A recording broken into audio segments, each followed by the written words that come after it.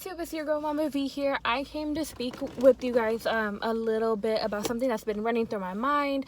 So I just came back from a 2-day conference that has to do with how do we create successful college students. So we get them into college, but how do they become successful college students, specifically for first generation college students, students of color, and students from a low income background. And so what I started to reflect about this conference and the importance of talking about these things, I also started to reflect about myself and what I did not see, and what I don't see in a lot of these higher education scenes is that I didn't see a lot of, or any at all, Polynesian women, whether it's attending the conference, whether it's being on the panels.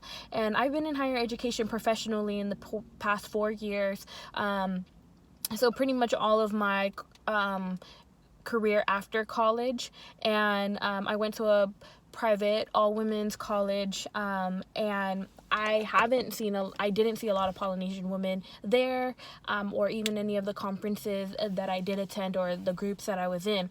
And so that really struck me because that was when I was like 17. I started college, didn't see a lot of representation unless I went to specifically Pacific Islander events. But even in those scenes, I didn't see a lot of women. I specifically remembered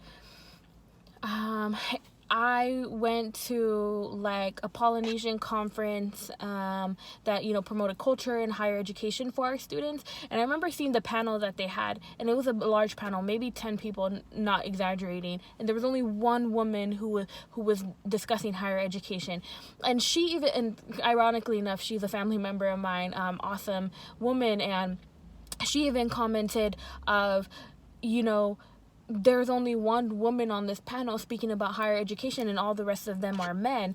And so that kind of related back to the conference now of like, if we're not being asked, and maybe it's not being asked, but we don't have enough visibility in my opinion, of being in this higher education system and how to help our own people create more visibility in higher education, so meaning college, or meaning working for colleges, or working for jobs that deal with higher education, then we need to put ourselves in those conversations. But I don't know how. I know the conversation has started, but I don't see it very strong in the Bay Area, and so that worries me because I'm a mom, and my kids are not full Tongan, and so their Filipino side, they'll be able to identify. I see a little bit more Filipinos, not that it's a vast majority of it. There's definitely not. That's not what I'm claiming, but I do see that they can see, half of them. So the Filipino side in higher education, but will they be able to see the visibility of women who are Polynesian in higher education? And so that struck me because there's this psychology of like, if you want to like achieve a job or achieve something that no one in your family has done, and you can't, and you don't identify with anyone who has achieved it, then do you find it attainable? Like, I know a lot of people are resilient, but if we're not more visible for our younger youth, then that's detrimental. And I hate to put the responsibility on women, because I know we're always seen as caretakers of our community. We're always seen as continuing our culture, and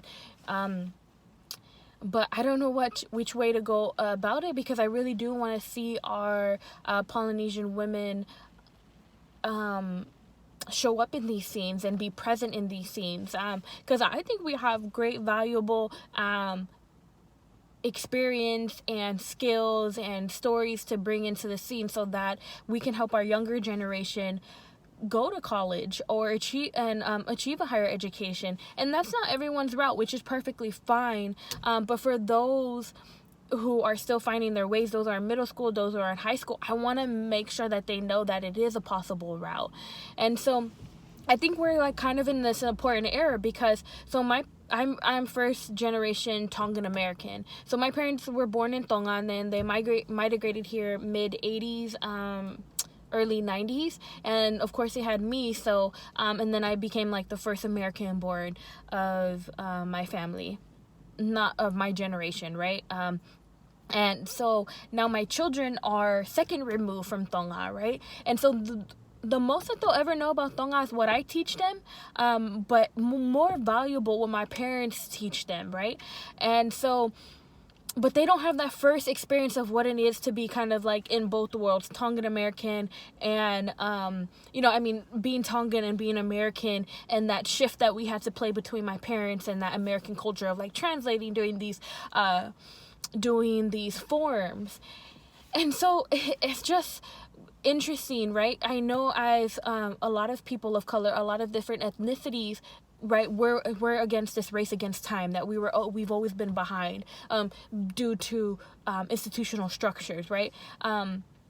But now for us who are able to achieve and be first generation college students, if we don't help and create this conversation and normalize us being in the college scene or being in higher education conversations, then, and this other generation then has to figure it out, or they don't feel like there's much visibility or resources or support or mentorship, then we're another generation behind. So we're constantly going to keep on playing this catch-up game. And so it'd just be interesting for you women, or even if you're not in higher education, or if you felt that the struggles of having to go through college, or even if you had to drop out, of like, what are your thoughts and opinions about our visibility in higher education? Because that's something that's really been bothering me, something that I definitely want,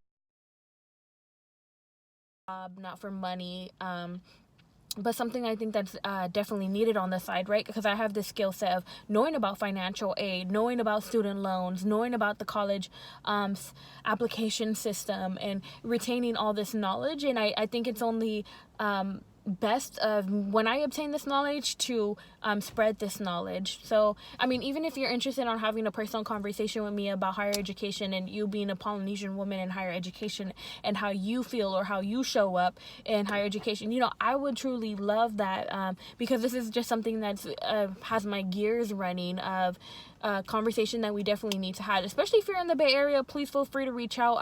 We can FaceTime, even if you're not in the Bay Area, we can Skype. There's a lot of different things that we can be done, but I think it'll be interesting to bring this conversation to the large masses, so that we do have more visibility, because we are powerful, awesome, strong, phenomenal women.